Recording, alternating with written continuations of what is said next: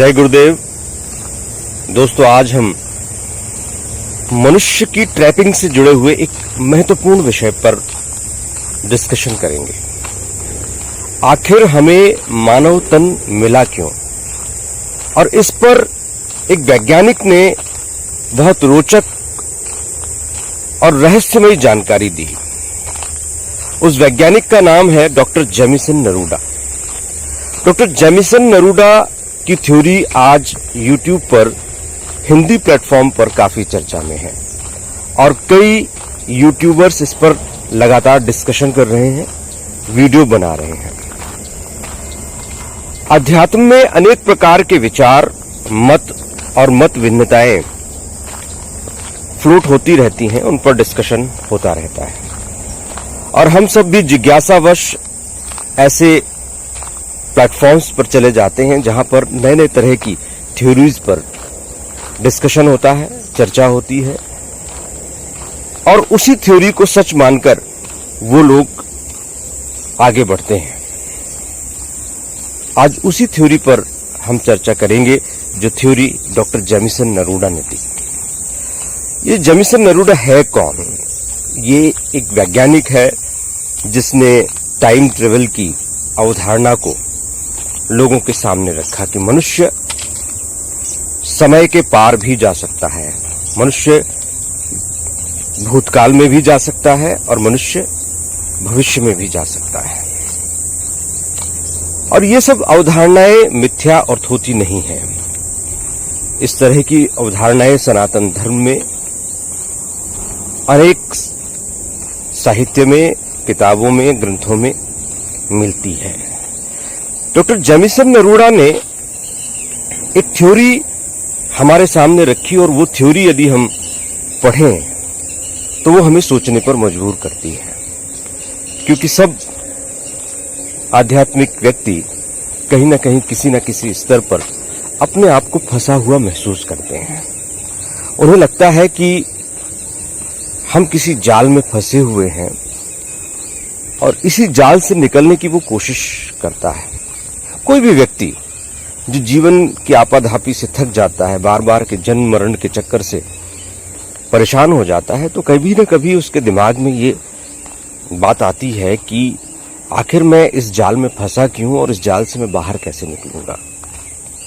जन्म दर जन्म वही सारी समस्याएं, वही सारी परेशानियां। और जब हम आसपास देखते हैं, एक डॉग है, स्ट्रीट डॉग, वो नई संतति को जन्म देता है, बहुत सारे बच्चे पैदा होते हैं, फिर मर जाते हैं, कोई कुपोषित रह जाता है। ऐसे ही अनेक जीव जंतु, मनुष्यों को हम देखते हैं, दुख और दर्द से भरा हुआ जीवन, परेशानियों से भरा हुआ जीवन, चुनौतियों से भरा हुआ जीवन। और कौन कौन सी समस्याएं नहीं होती, हर स्तर पर कोई ना कोई समस्या होती है।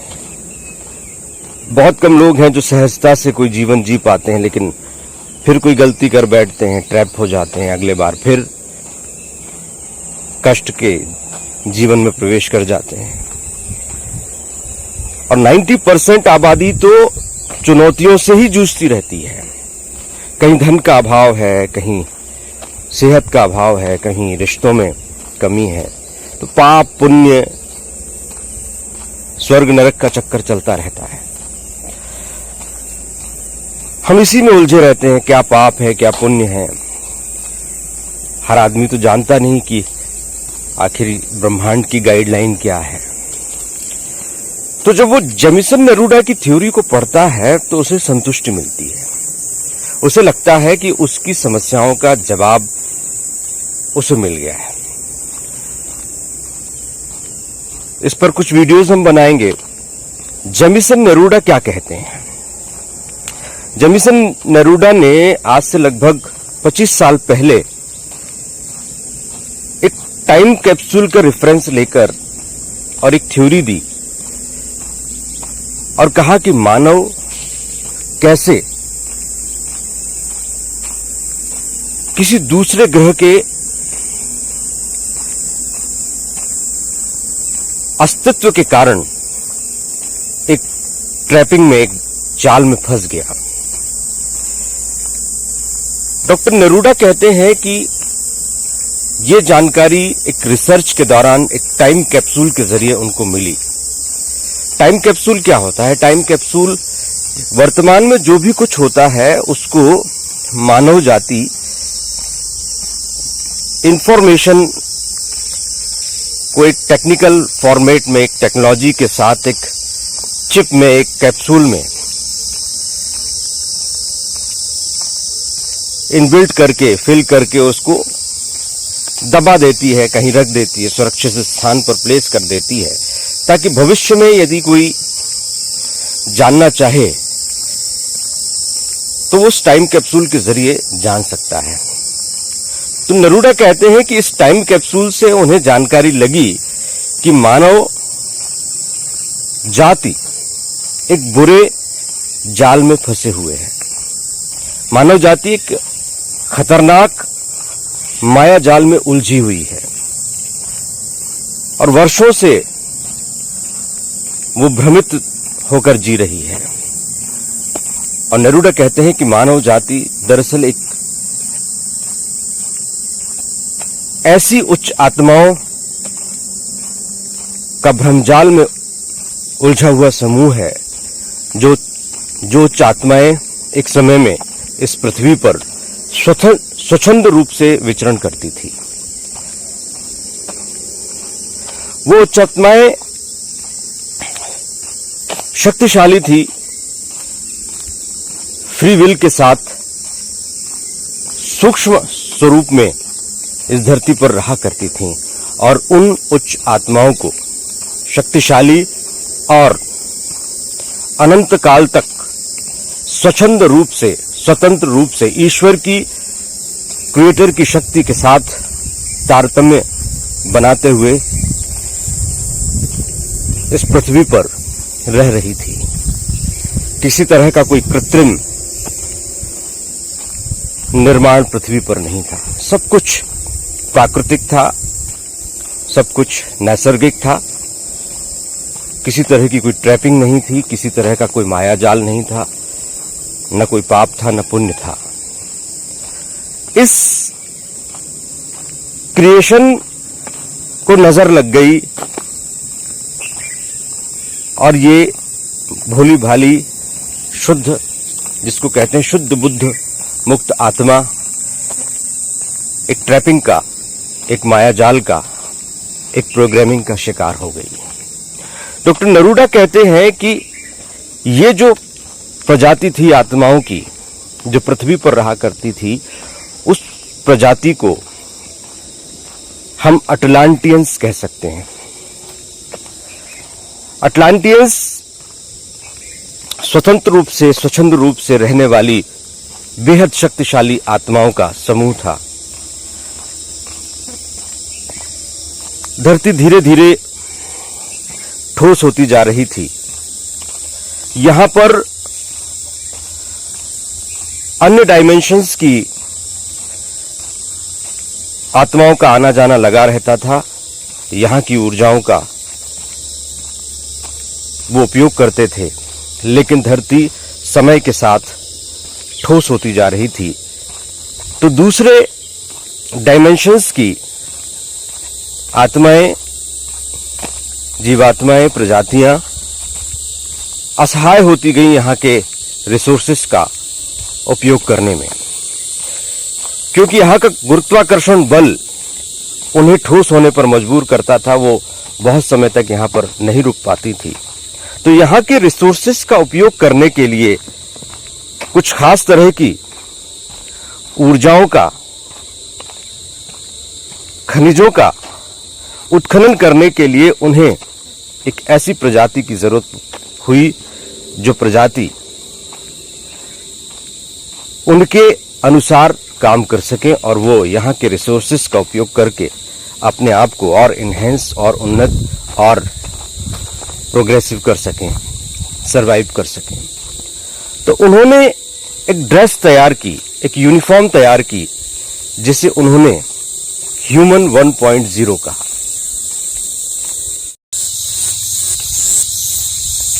अनुनाकीज ने 1.0 एक ऐसी ह्यूमन यूनिफॉर्म, एक ऐसा मानव तन तैयार किया जो उनकी आवश्यकताओं की पूर्ति कर सकता था। और उस 1.0 ह्यूमन फॉर्मेट में उन्होंने शुद्ध बुद्ध मुक्त भोली जीवात्माओं को प्रवेश करने पर राजी कर दिया। एक खेल खेलने के बहाने उन्होंने उन शुद्ध बुद्ध मुक्त जीवात्माओं को उस ह्यूमन कॉस्ट्यूम से अटैच कर दिया, इनबिल्ट कर दिया, और फिर सिलसिला शुरू हो गया। उसे कपि मानव कह सकते हैं, शुरुआती मानव तन। धीरे धीरे उसमें रिफॉर्म्स किए गए, उसमें रिसर्च के जरिए नई नई प्रोग्रामिंग डाली गई, जन्म मरण का सिलसिला शुरू किया गया, फॉल्स कृत्रिम मायावी लोक तैयार किए गए, लोकांतर तैयार किए गए, जन्म मरण जरा व्याधि का सिस्टम तैयार किया गया, वो ह्यूमन बॉडी, ह्यूमन कॉस्ट्यूम अपने आप को और बढ़ा सके। तो ये क्रिएशन तैयार हुआ जिसमें जन्म, जिसमें प्रजनन शक्ति, जिसमें दुख सुख पाप पुण्य, अनेक तरह की प्रोग्रामिंग। जैसे मानव जैसे जैसे बढ़ता है तो वो अपने लिए खुद ही कुछ लॉज, कुछ नियम तैयार कर लेता है। ऐसे ही अनुनाकीज ने अटलांटियंस को ह्यूमन शरीर में बद्ध करने के साथ उस शरीर के अंदर प्रोग्रामिंग बना दी। जैसे वीडियो गेम तैयार होता है उसी तरह से एक कृत्रिम सिस्टम तैयार हो गया। इसको हम माया कह सकते हैं कि माया ने एक संसार रचा। उस संसार में उसने जन्म मरण, सुख दुख, पाप पुण्य, फैमिलीज, लोकांतर सब तैयार किए, और उस मायावी बंधन में वो शुद्ध बुद्ध मुक्त आत्माएं एक खेल खेलने के लिए प्रवेश कर गई।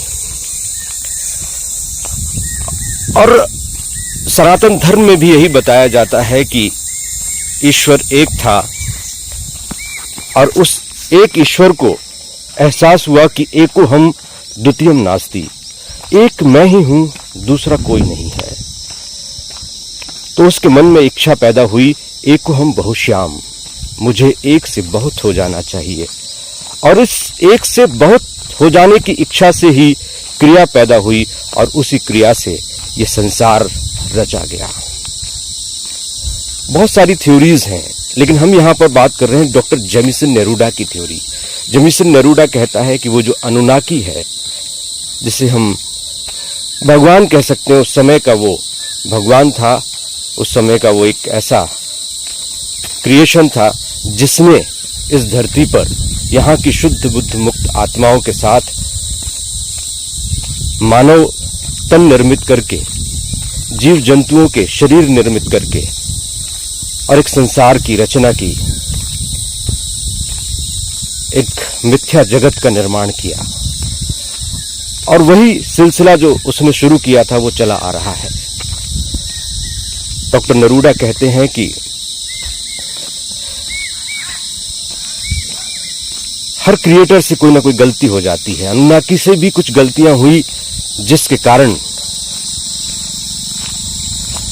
मानव को बार बार अपने वास्तविक स्वरूप का एहसास होता रहता है, और उसके इस निर्माण में कुछ क्रैक्स हैं, कुछ लूप होल्स हैं, जिनका फायदा उठाकर हम अपने मूल स्वरूप को जान सकते हैं। जो लोग इस ट्रैपिंग से मुक्त हो गए हैं उन्हीं को विंग्स मेकर कहा जाता है। वही जो स्वतंत्र आत्माएं हैं, मुक्त आत्माएं हैं, वही कई बार मानव तन में आती हैं और मानवों को जागृत करने का काम करती हैं। मानवों को बताती हैं कि तुम एक ही हो, तुम स्वयं ईश्वर की संतान हो, तुम ईश्वर का अंश हो। उन्हें हम अवतार कहते हैं। तो अनुनाकीज ने ह्यूमन 1.0 का निर्माण किया, लेकिन उसमें बहुत सारी कमियां थी, धीरे धीरे मायावी अनुनाकीज ने अपने माया जाल को विस्तारित करना शुरू किया, या यूं कहें कि माया जाल जब अस्तित्व में आता है तो स्वयं अपने आप को विस्तारित करता है। जैसे मानव अस्तित्व में आया तो स्वयं अपने आप को वो अपग्रेड करता है, स्वयं भौतिकता में लिप्त होकर भौतिक साधन संसाधन टेक्नोलॉजीज का निर्माण करता है। तो ह्यूमन 1.0 ह्यूमन 2.0 में कन्वर्ट हो गया, जो आज इस टेक्नोलॉजी के युग में प्रवेश कर चुका है। धीरे धीरे ये जो मायावी संसार है और गहन होता चला जाएगा और मानव धीरे धीरे आधा यांत्रिक हो जाएगा। फिर उसका इस ट्रैपिंग से बाहर निकलना मुश्किल हो जाएगा। ह्यूमन 3.0 की तैयारी चल रही है। ये जो टेक्नोलॉजीज है, तकनीकी है, भौतिक साधन संसाधन है, ये इसी ट्रैपिंग का हिस्सा है। धीरे धीरे ये ट्रैपिंग बढ़ती चली जा रही है, हम और ज्यादा बद्ध होते चले जा रहे हैं। डॉक्टर नेरूडा ने कहा कि मनुष्य को अपने वास्तविक स्वरूप का आभास कराने के लिए, इस ट्रैपिंग से मुक्त कराने के लिए उसका ही भविष्य का स्वरूप विंग्स मेकर, जैसे वो नाम देता है, विंग्स मेकर आते हैं भविष्य से अवतार के रूप में, समझदार नागरिकों के रूप में,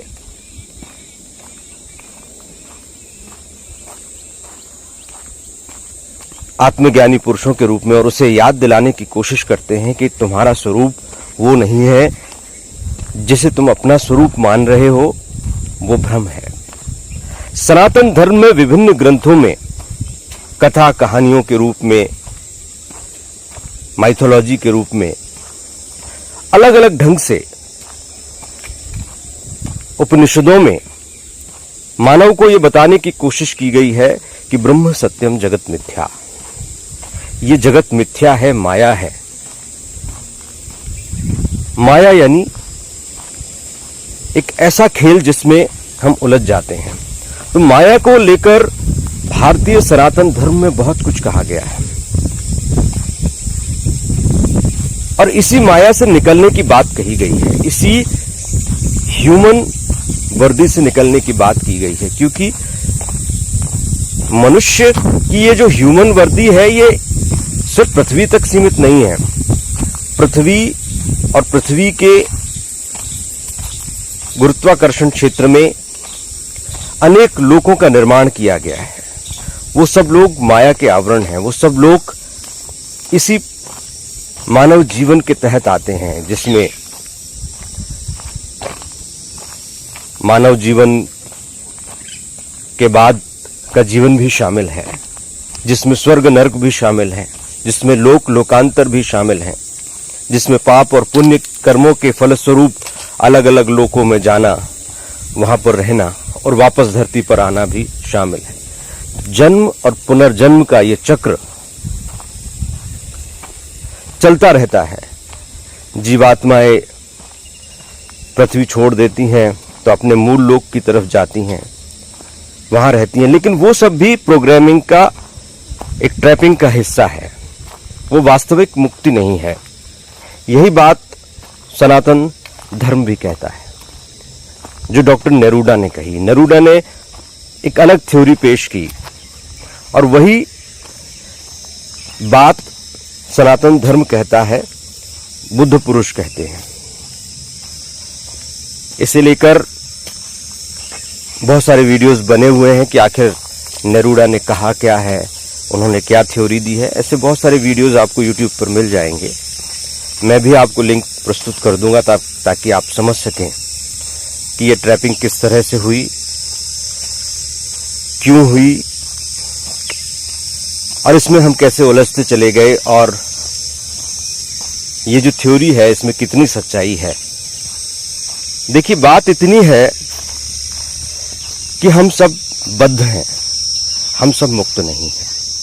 चाहे वो नेरूडा की थ्योरी हो, आदि शंकराचार्य की थ्योरी हो, बुद्ध की थ्योरी हो, अन्य सनातन साहित्यों की थ्योरी हो, सब एक बात की ओर हमें इशारा करती हैं कि ये जो कुछ भी हम देख रहे हैं वो सच्चाई नहीं है, वो सच्चाई का एक पहलू है।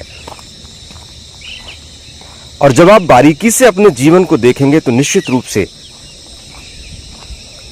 वो बात सत्य भी नजर आती है। श्रीमद् भगवत गीता में श्री कृष्ण इस थ्योरी के बारे में बहुत कुछ कहते हैं। वो मनुष्य को याद दिलाते हैं कि तुम इस शरीर में कैद अस्तित्व नहीं हो, तुम शाश्वत सनातन अस्तित्व हो, तुम अजर अमर आत्मा हो, तुम अनंत कोटि ब्रह्मांड के नायक स्वयं हो। यदि तुम अपने वास्तविक स्वरूप को समझ जाओ, अहम ब्रह्मास्मि स्वरूप को समझ जाओ, तो ये सारा जाल अपने आप खत्म हो जाता है, ब्रेक हो जाता है। जो ट्रैपिंग तुम्हारे साथ हुई है, जो माया का खेल तुम्हारे साथ रचा गया है, वो पल भर में खत्म हो जाता है। आत्म साक्षात्कार का विज्ञान भी वही विज्ञान है। भगवान श्री कृष्ण ने भी वही कहा है, अन्य सत साहित्यों में भी वही कहा है, अहम ब्रह्मास्मि की थ्योरी भी वही है, तत्वमसि, तुम वही हो, मैं भी ब्रह्म हूं, तुम भी ब्रह्म हो और पूरा संसार ब्रह्म है। ब्रह्म के अतिरिक्त इस दुनिया में जो भी है वो सब माया है। सब ब्रह्म ही है, सब पर ब्रह्म ही है। ब्रह्म जब माया के आगोश में आ जाता है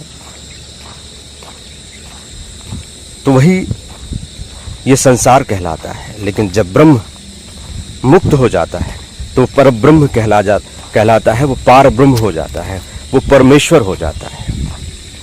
तो ईश्वर तक की, भगवान तक की यात्रा ट्रैपिंग की यात्रा है। समय तक की यात्रा ट्रैपिंग की यात्रा है। जब हम समय के पार हो जाते हैं, जब हम विचारों के पार हो जाते हैं, प्रोग्रामिंग के पार हो जाते हैं, तो उसी को हम मुक्ति या मोक्ष कहते हैं। तो उस मुक्ति और मोक्ष की अवस्था तक पहुंचने की यात्रा ही आध्यात्म की यात्रा है। और उस यात्रा तक पहुंचने का मार्ग हमारे अंदर ही मौजूद है, जिसे हम कुंडलिनी कहते हैं। कुंडलिनी वो प्रोग्रामिंग है जिसे यदि एक्टिवेट कर लिया जाए तो हम वापस अपने एटलांटियंस की स्टेज में चल पड़ते हैं। उस स्टेज में हम स्वतः ही प्रवेश करने लगते हैं। जो हमारी शुद्ध बुद्ध मुक्त आत्मा है, उससे पहले आत्म साक्षात्कार की अवस्था आती है, अपने आत्म स्वरूप को पहचानने की अवस्थाएं आती हैं। तो सद्गुरुदेव श्री रामलाल जी स्याग एक ऐसे विंग मेकर हैं, एक ऐसी शुद्ध बुद्ध मुक्त आत्मा है, दिव्य स्वरूप में स्थापित एक ऐसे प्रेरणा स्रोत हैं जिनके दर्शन और जिनकी आवाज में सुने हुए मंत्र के माध्यम से हम अपने अंदर की उस प्रोग्रामिंग को एक्टिवेट कर लेते हैं, जो प्रोग्रामिंग फिर हमें वापस अपने मूल की तरफ ले जाती है। इसीलिए सारे योग, आसन, प्राणायाम सब अपने आप होते हैं, ताकि जो प्रोग्रामिंग हमें बांधे हुए है वो प्रोग्रामिंग टूट सके, उस प्रोग्रामिंग से हम मुक्त हो सके। क्योंकि किसी भी अस्तित्व के साथ ये स्वाभाविक है कि उसकी डीप्रोग्रामिंग भी उसमें मौजूद हो। तो हमारे प्रोग्रामिंग के अंदर डीप्रोग्रामिंग की कोडिंग भी मौजूद है, उसी को कुंडलिनी कहते हैं। 3.5 हाथ लपेटे हुए कुंडलिनी हमारे मूलाधार में मौजूद है। वो कुंडलिनी यदि एक्टिवेट हो जाए तो फिर हमें वापस अपने मूल स्वरूप तक जाने से कोई नहीं रोक सकता। वास्तव में जो कुंडलिनी की व्याख्याएं की गई हैं वो गलत व्याख्याएं की गई हैं। कुंडलिनी एक ऐसी प्रोग्रामिंग, एक ऐसी कोडिंग, एक ऐसा टाइम कैप्सूल है जो हमें वापस अपने मूल स्वरूप की ओर, सोवरेन इंटीग्रिटी की तरफ, सार्वभौमिक एकात्मता की तरफ ले जाती है। और डॉक्टर नरूडा ने एक बात बहुत अच्छी कही कि ये सारी प्रोग्रामिंग है, ये प्रोग्रामिंग सेपरेशन की प्रोग्रामिंग है, ये हायरार्की की प्रोग्रामिंग है, यानी इसमें ऊंच नीच है, इसमें भेदभाव है। और इसीलिए मानव जाति ने इतनी ऊंच नीच और भेदभाव की दीवारें खड़ी कर रखी हैं, क्योंकि इस प्रोग्रामिंग का हिस्सा है भेदभाव, इस प्रोग्रामिंग का हिस्सा है ऊंच नीच। इस प्रोग्रामिंग के कारण ही हमने जो व्यवस्थाएं खड़ी की हैं, उसमें हमने अपने ऊपर कई लेयर्स खड़ी कर दी हैं। इसलिए मनुष्य पद, प्रतिष्ठा और पावर की तरफ दौड़ रहा है, क्योंकि वो उसकी प्रोग्रामिंग का हिस्सा है। ऊंच नीच जाति की दीवारें भी इसी प्रोग्रामिंग के कारण हैं, क्योंकि मानव जाति को यदि चलाना है, उलझाए रखना है, तो ये सब क्रिएट करना ही था। चाहे वो माया ने क्रिएट किया, चाहे वो अनुनाकियों ने क्रिएट किया। क्रिएट तो हुआ है, और वो हम देख भी रहे हैं कि हम किस तरह से सेपरेशन की भावनाओं से ग्रसित हैं। कैसे भी हम अपने आप को श्रेष्ठ साबित करना चाहते हैं, श्रेष्ठ बनाना चाहते हैं।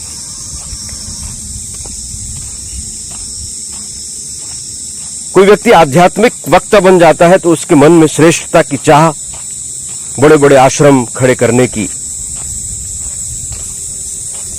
प्रोग्रामिंग विकसित करती है, और उसी प्रोग्रामिंग के कारण वो व्यक्ति बड़े बड़े महलों जैसे आश्रम खड़े कर देता है। दरअसल वो उस प्रोग्रामिंग से बंधा हुआ है।